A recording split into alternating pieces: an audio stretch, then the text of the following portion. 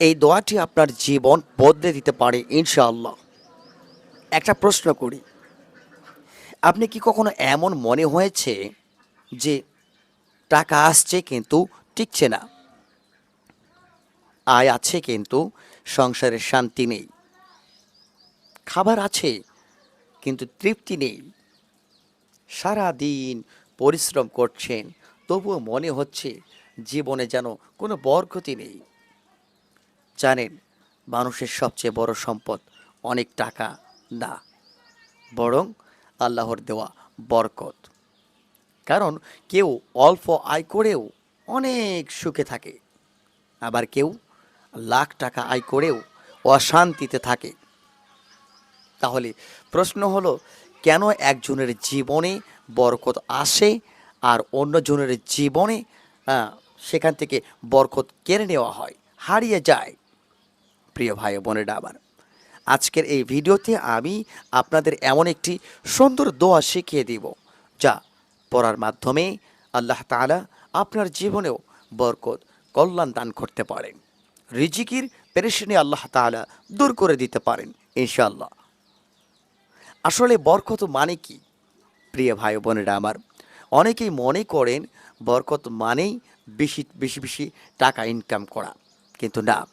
বরকত মানে হলো অল্প জিনিসেও কল্যাণ থাকা, অল্প আয়ে শান্তি থাকা, পরিবারের ভালোবাসা, পরিবারের সাথে মিল মহাব্বতে শান্তিতে থাকা, শরীরের সুস্থতা, আহ, সময়ের মধ্যে উপকার থাকা।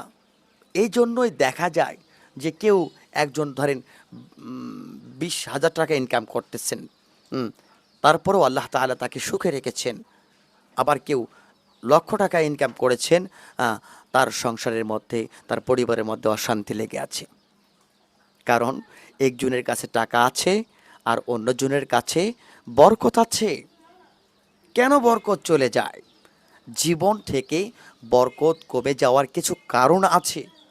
যেমন ব্যক্তিটি যদি গুনাহ বেশি বেশি করে, তারপরে হারাম উপার্জন করে, নামাজের মধ্যে অবহেলা করে, বাবা মার সাথে সদ আচরণ না করে, কষ্ট দেয়, কৃতজ্ঞতা না করে, এগুলোই হলো কি বরকতকে মানে উঠিয়ে নেওয়ার, হারিয়ে ফেলার আহ, কারণ। এবং বরকত আসার কিছু কিছু আমল যেগুলি রয়েছে, যেমন হালাল রিজিক অর্জন করার জন্য বেশি বেশি ইস্তিগফার পড়া, বেশি বেশি দোয়া জিকির করা, আল্লাহ তাআলার ওপর ভরসা করা। তাহলে এই দোয়াটি আমরা কিভাবে পড়ব? এখন প্রশ্ন হলো যে এই বরকতের দোয়াটি আপনি কিভাবে পড়বেন? দেখুন, নির্দিষ্ট কোনো দিন বা সময়ের শর্ত এই দোয়ার মধ্যে নেই। সকাল সন্ধ্যায় আপনি এই দোয়াটি পড়তে পারেন। নামাজের পর আপনি এই দোয়াটি পড়তে পারেন। ব্যবসা শুরু করার আগে আপনি এই দোয়াটি পড়তে পারেন।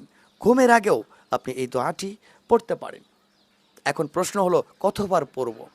আপনি 3 বার পড়তে পারেন, 7 বার পড়তে পারেন, 11 বার পড়তে পারেন, যতটুকু আপনার সম্ভব।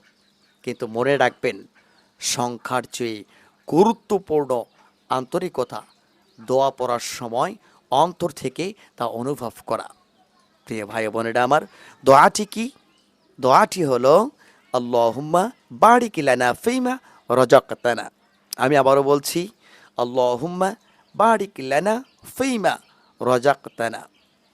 যেই এই দোয়াটির অর্থ হলো, হে আল্লাহ, আপনি আমাদের যে রিজিক দান করেছেন তাতে আপনি বরকত দান করুন। আল্লাহু আকবার। হয়তো আজ আপনার জীবনে টাকার অভাব নেই, কিন্তু শান্তির অভাব আছে। হয়তো রিজিক আছে কিন্তু বরকত নেই। আজ থেকে প্রতিদিন আপনি এই দোয়াটি বেশি বেশি আপনি পড়ুন। আল্লাহ তাআলার কাছে এই দোয়াটি পড়ে আল্লাহর কাছে দোয়া করুন আপনার মতন করে। হ্যাঁ, যে হে আল্লাহ, হ্যাঁ, আমার রিজিকে, আমার পরিবারে, আমার সময়ে, আমার জীবনে আল্লাহ আপনি বরকত দান করুন। কারণ বরকত থাকলে আল্লাহ তাআলা অল্পতেও আপনাকে দান করতে পারেন।